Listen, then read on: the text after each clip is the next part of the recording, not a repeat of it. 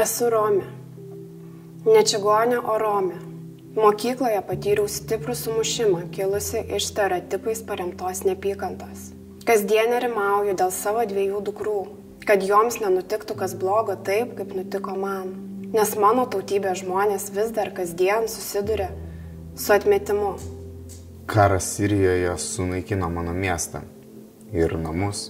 Neturėjau pasirinkimo likti savo šalyje. Būčiau rizikavęs savo gyvybę. Čia nėra mano šeimos ar draugų ir dėl to sudėtinga, bet yra kaip yra. Mano šeima persekiojo kaip tautinę mažumą. Nuolat judėjome iš vienos šalies vietos į kitą. Bėgau iš Šri Lankos ir atsidūriau Lietuvoje.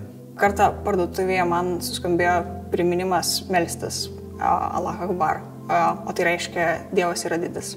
Kai kurie žmonės pradėjo bėgti, lyg būčiau teroristė.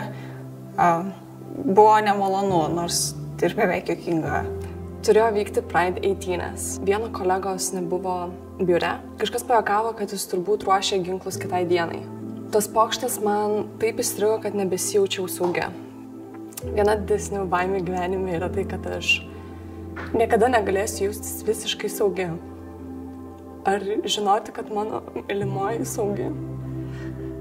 Kasdien kovoju už savo teisės teisminiu keliu, tačiau man sakoma, jog tai atsisuks prieš mane.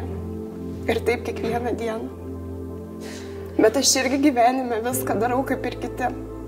Noriu gyventi taip pat kaip ir visi ir viešinu savo istoriją tam, kad Romai taptų mažiau diskriminuojami.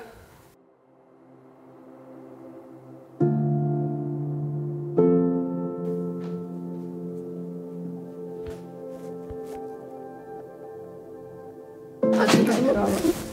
Ačiū, kad leidai pasakyti tavo istorijas. Ačiū tau už viską. No, thank you so much, and it's like I don't know where I will go, but this is my home for now. I think for most of my life, I think.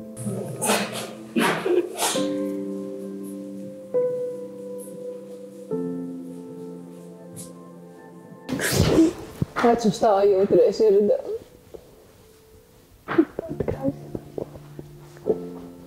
Viską būna, bet reikia prasti. Kaip pasikabinčiau.